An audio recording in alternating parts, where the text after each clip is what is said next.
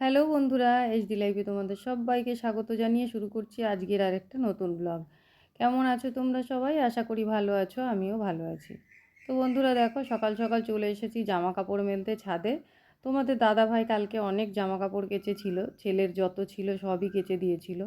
আমি তো বাড়িতে ছিলাম না, মাকে নিয়ে ডাক্তারখানায় গেছিলাম, সারাটা দিন ওখানেই কেটে গেছে। তো সেই জন্য তোমাদের দাদা ভাই ছেলের জামা প্যান্টগুলো কেচে দিয়েছে। সামনেই পুজো, সময় নেই আর হাতে। তো সেই জন্য আমিই বলে গেছিলাম পারলে জামা প্যান্টগুলো কেচে দিতে, তো ও কেচে দিয়েছিল। সকালের সব কাজকর্ম সেরে একটু ডাল সেদ্ধ আলু সেদ্ধ ভাত রান্না করেছি, করে দেখো চলে এসেছি পিসির বাড়িতে। এখন আপাতত টোটোয় বসে আছি। আমরা সবাই মিলে যাব আজকে গঙ্গায় স্নান করতে। সবাই মিলে বলতে আমার দাদার ফ্যামিলি, আমি আর আমার আরেক ননদ। তো বন্ধুরা দেখো বেরিয়ে পড়লাম। এখানে আমার পাশে বসে আছে দাদার ছেলের বউ, সঙ্গে রয়েছে তার মেয়ে। আর এই দেখো সামনের দিকে আছে আমার দাদার ছেলে, আর পাশে রয়েছে আমার ননদ। আমরা চারজন এই টোটোটাতে উঠেছি, আর আরেকটা টোটো সামনে আছে, সেটাতে আছে দাদা, বৌদি আর দাদার ছেলের শাশুড়ি মা। আজ রবিবার, আজকের দিনটা চলে গেলে মাঝখানে আর একটা দিন। এমনিতেই আমাদের একটু দেরিই হয়ে গেল গঙ্গা স্নানে বেরোতে, কেননা হাতে সময় খুব কম। বাড়িতে একটা কাজ, একটা পুজো, আর তোমরা তো জানোই একটা পুজো আচরা আসলে বাড়িতে কতটা কাজ থাকে। এমনি অনেক দিন ধরেই সময় পাচ্ছি না ঘরে কোনো এক্সট্রা কাজ করতে, কেননা মাকে নিয়ে তো হসপিটালে দৌড়াদৌড়ি চলছেই আমাদের। তো সেই জন্য আর সময় হয়নি। এবার আজকে যাচ্ছি গঙ্গায় স্নান করতে, আজকে স্নানটা সেরে আসি, তারপরে আবার কিন্তু মাঝে একটা দিন, সেই দিনটাতেও প্রচুর চাপ পড়ে যাবে, কেননা ঘরে প্রচুর কাজ বাকি আছে। তো যাই হোক বন্ধুরা দেখো এখানে পরিবেশটা কতটা সুন্দর লাগছে, চারিদিকটা শুধু সবুজে সবুজ।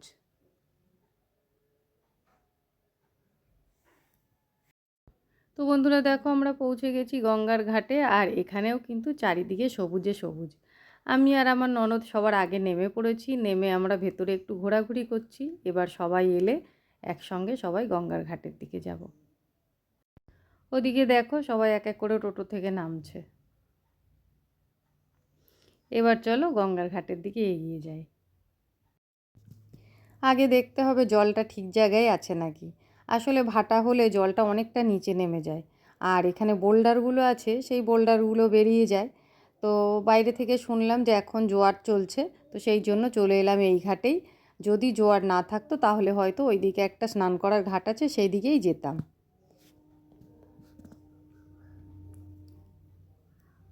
তো বন্ধুরা দেখো যেহেতু জোয়ার চলছে, জলটা অনেকটা কাছেই আছে, তো এইখানেই আমরা স্নান করে নেব।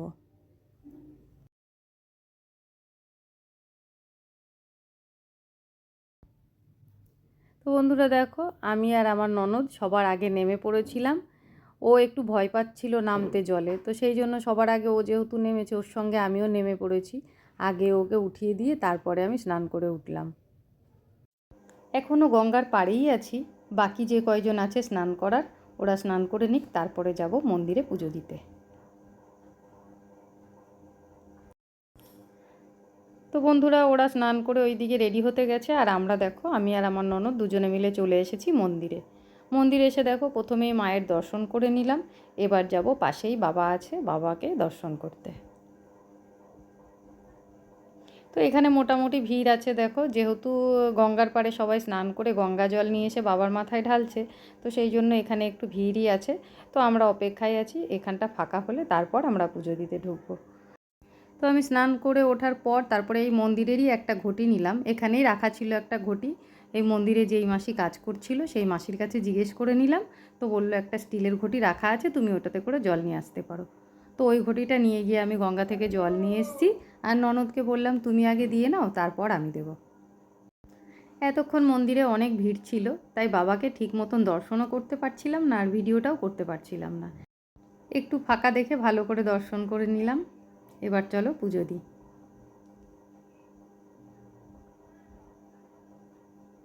তো আমরা বাড়ি থেকে যখন বেরিয়েছি পুজো দেব সেরকমভাবে কোনো তৈরি হয়ে এসেছিলাম না, কিন্তু এখানে এসে তারপর স্নান করে উঠে মন্দিরে ঢুকলাম, মন্দিরে ঢুকে তারপর ঠিক করলাম যে পুজো দেব। তো এখানেই বাইরে দোকানগুলো আছে, ওখান থেকে ধূপকাঠি বাতাসা কিনে নিয়ে এসেছিলাম।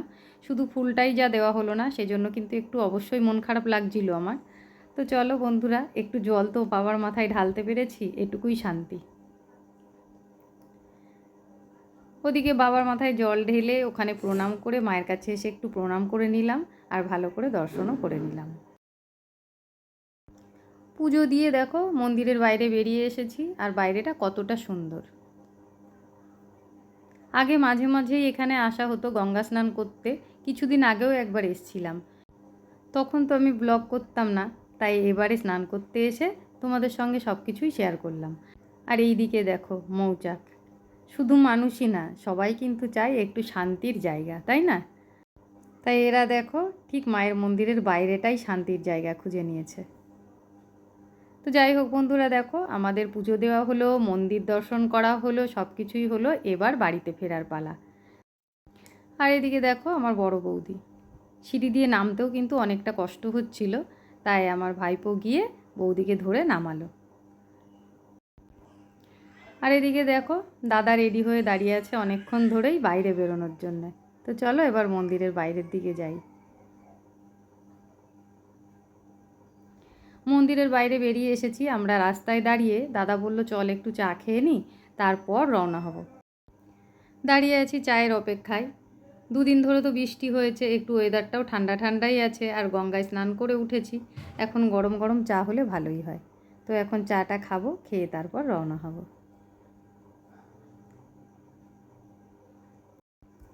চা রেডি, আর দেখো দাদা নিজেই চাটা সার্ভ করতে শুরু করে দিয়েছে। এই যে দেখতে পাচ্ছ, এটা কিন্তু আমার দাদার ছেলের বউ। এবার কিন্তু গঙ্গায় স্নান করতে এসে গঙ্গার পাড়ে অনেকটাই সময় কাটালাম, আর সত্যি কথা বলতে খুব আনন্দও হচ্ছিল। বাড়িতে যেহেতু রান্না একটু কোনো রকমে করে এসেছি, তাই নিশ্চিন্তে সময়টা কাটালাম। চলো এবার চাটা খেয়ে নিই। চা খেতে খেতে দেখো এসে গাড়িতে উঠে বসে পড়েছি, আর ওই দিকে আমাদের যে গাড়িতে করে নিয়ে এসেছে সে কিন্তু আবার পাপড়ি চাটের অর্ডার দিয়েছিল। এই বিষয়টা আমরা জানতামই না, আগে যদি জানতাম হয়তো চাটা খেতাম না। কেননা এই সব জিনিসগুলো কিন্তু মেয়েরা একটু বেশিই পছন্দ করে, তাই না? তো যাই হোক বন্ধুরা, চাটা যেহেতু খেয়েছি তাই ননদকে আমি বললাম তুমি এখন খেতে থাকো, আমরা আগে চাটা খেয়ে নিই, একটু পরে খাচ্ছি। তো বন্ধুরা দেখো, স্নান হলো, পুজো হলো, মন্দিরে ঠাকুরের দর্শন হলো, চা খাওয়া হলো, এবার বাড়ি ফেরার পালা।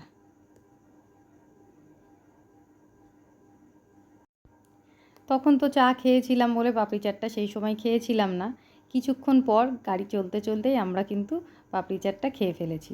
তো যাই হোক বন্ধুরা, খেয়ে কিন্তু পেটটা ভরে গেছে, মনে হচ্ছে আজ বাড়িতে গিয়ে আর ভাত খেতে হবে না দুপুরবেলা। এবার যাই, আবারও গিয়ে সেই বন্ধ ঘরের মধ্যে ঢুকি। তো চলো বন্ধুরা, বাড়িতে গিয়ে আবার তোমাদের সঙ্গে কথা বলছি। তো বন্ধুরা দেখো, আবার চলে এলাম সন্ধেবেলায়। সেই দুপুরবেলায় ওখান থেকে এসে দুপুরে সত্যি সত্যি আজকে কিন্তু আর ভাত খাইনি, পেটটা ভরাই ছিল।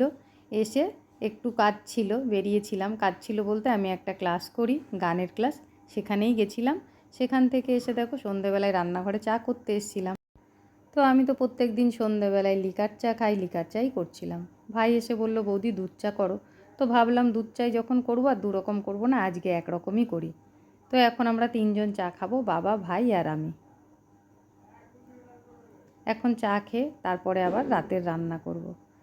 দিনের বেলায় তো ডাল সেদ্ধ আলু সেদ্ধ ভাত করে রেখে গেছিলাম, এই বেলায় একটু সেরকম কিছু না করলে হবে না, সেই জন্য ভাবছি একটু ডিমের ঝোল ভাত করব।